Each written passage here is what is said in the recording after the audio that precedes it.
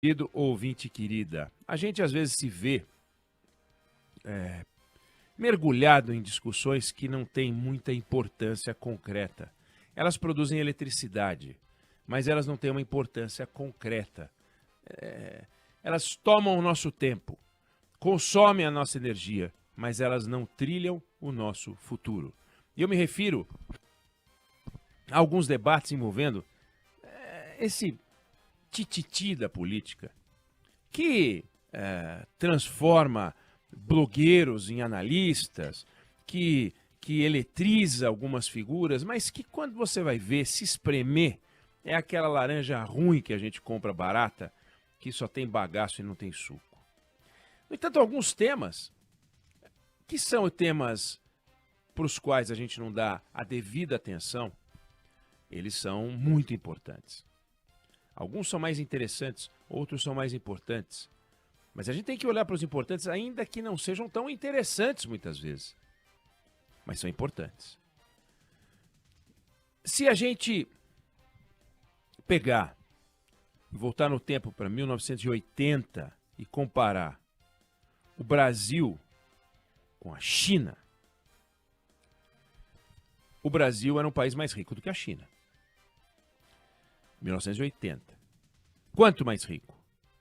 24% mais rico. Então, para comparar, para fazer um número fácil, se você listasse tudo que o Brasil produziu em 1980, lista todas as riquezas, tal do PIB.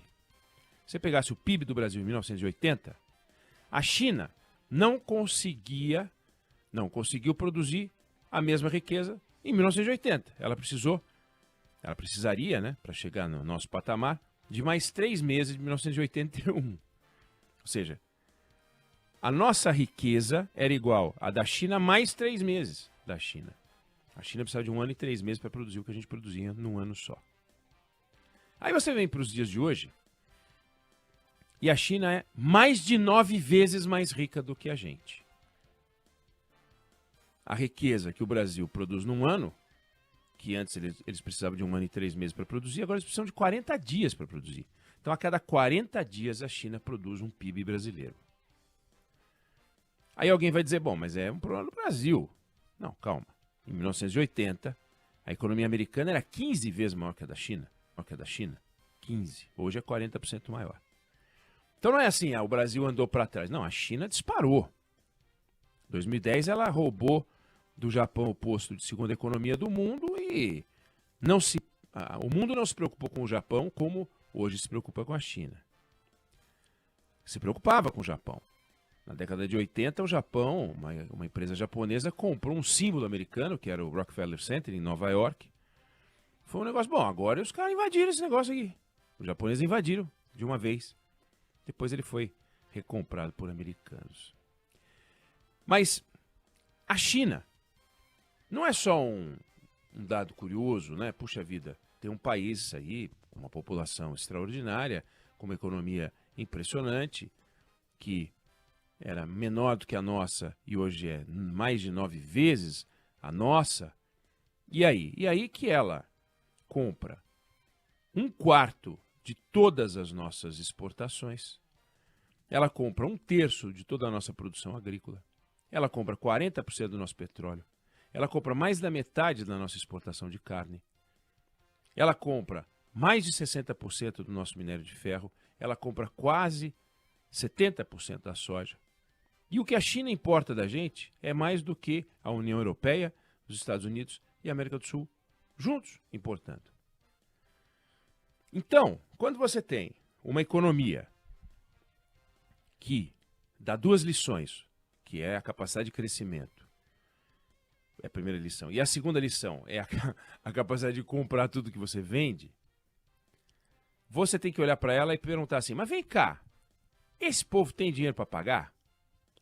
Vem cá, dá para apostar na capacidade da economia chinesa? Porque o Brasil tem que apostar na capacidade da economia brasileira e apostar na capacidade da economia dos países que compram da gente. Se a China compra isso tudo, a gente tem que olhar para a China e falar, bom, salve Xi Jinping, viva Xi Jinping, que ele tenha muita saúde. Saúde, Xi Jinping, ele espirra em saúde, que é um chá, né? porque olha o que esse povo compra da gente. E muita gente, há muito tempo, de olho na economia chinesa e falando, pô, mas não é possível que esse negócio, que já cresceu 14% ao ano, há 20 anos, e agora está crescendo 5%, vai crescer 5%, e dá aquele medinho, quanto vai crescer, porque cada pontinho lá é uma loucura pra gente. Então, se muda alguma coisa ali, diante do grau de dependência da economia brasileira, eu não preciso dizer que um suspirinho lá, um espirrinho do Xi Jinping vira um tsunami aqui. Então, os estudiosos estão preocupados, estão de olho na China, estão fazendo projeção, estão fazendo previsão. Algumas projeções mais ácidas, visões mais pessimistas, mas todo mundo preocupado, torcendo para estar errado. Os que são pessimistas e os otimistas também torcendo para que estejam certos. Agora, quem é o maior interessado no sucesso da economia chinesa? A China. Por quê? Os investidores do mundo inteiro se começam a desembarcar de lá e se começa a ter problema, o primeiro a sofrer é o chinês. Então a China está preocupada e esse assunto foi justamente o tema do Fórum de Desenvolvimento da China que aconteceu em Pequim nessa semana, com a presença das 500 maiores empresas do mundo. Estava lá a Vale, o presidente da Vale estava lá. E o líder chinês, o Xi Jinping, esperou o final do fórum e chamou os americanos, as empresas americanas, para bater um papo. E ele falou, olha, no passado, a China não entrou em colapso por causa da teoria do colapso, que se dizia que aconteceria com a China. E agora não vai atingir o pico por causa da teoria do pico da China. A gente vai continuar a promover o desenvolvimento de alta qualidade, com investimento forte em tecnologia. E os números mostram que a China aumentou o investimento em tecnologia esse ano, 10% a mais do que no ano passado. E em alguns setores, construção civil, os números começam a preocupar. Então, o Brasil observa isso, o Brasil escuta, colhe informações, faz suas análises, fica de olho no que está acontecendo na economia chinesa, mas tem que olhar aqui para dentro e falar, bom, temos que traçar cenários. Cenário com a China crescendo 5%, talvez cenário mais provável para 2024, China crescendo menos de 5%, China crescendo 7%, 6%, 7% não vai crescer, mas é muito importante que a gente trace os cenários e volte para o caderninho. Caderninho pautado, planilhazinhas. O que o Brasil tem como desafio? Não é o Arthur Lira, não é o Bolsonaro, não é o Lula, não é o Gilmar Mendes. Sabe? Não é esse o nosso desafio. Mas o nosso desafio passa por essas pessoas. Infelizmente, em alguns casos, a gente depende desses camaradas montando uma agenda para que o Brasil tenha condições de enfrentar desafios e faturar mais com o redesenho do geopolítico. Para onde vai o mundo? Se a China perder tração, o que acontece com o mundo? Para onde a gente tem que olhar? Qual é a nossa aposta na Índia? Qual é a nossa aposta no continente africano? Qual é a nossa aposta na relação com os Estados Unidos? Qual é a nossa aposta na relação com o Mercosul? O que a gente deve fazer para viabilizar o acordo Mercosul, União Europeia? Até onde esse acordo vai nos trazer benefícios? Como é que a gente estabelece conexões com o Pacífico? Como é que a gente estabelece conexões pacíficas com os nossos vizinhos? Quais são os passos que o Brasil tem que dar? São perguntas que a área de investimentos das empresas privadas faz. São perguntas que os setores do governo deveriam estar fazendo como prioridade para saber para onde que caminha o Brasil, para onde a gente deve caminhar. E, no entanto, quando a gente vê as declarações das nossas autoridades, quando a gente vê o que falam aqueles que são os nossos líderes, a gente ouve coisas tão pequenas, tão banais, tão toscas, que é de se perguntar se eles estão entendendo o que está acontecendo com o mundo. Porque o mundo, foram as maiores empresas do mundo, ouviu Xi Jinping participar desse Fórum de Desenvolvimento da China. E se a gente chamar um Fórum de Desenvolvimento do Brasil, não virão as mesmas pessoas. Porque, infelizmente, o Brasil, que já foi considerado um país extremamente promissor, hoje não é considerado um país extremamente promissor. O que é uma pena. Mas a gente pode voltar para o jogo. O que a gente não pode é fazer movimentos que tornem o Brasil uma república de bananas. Ou banana.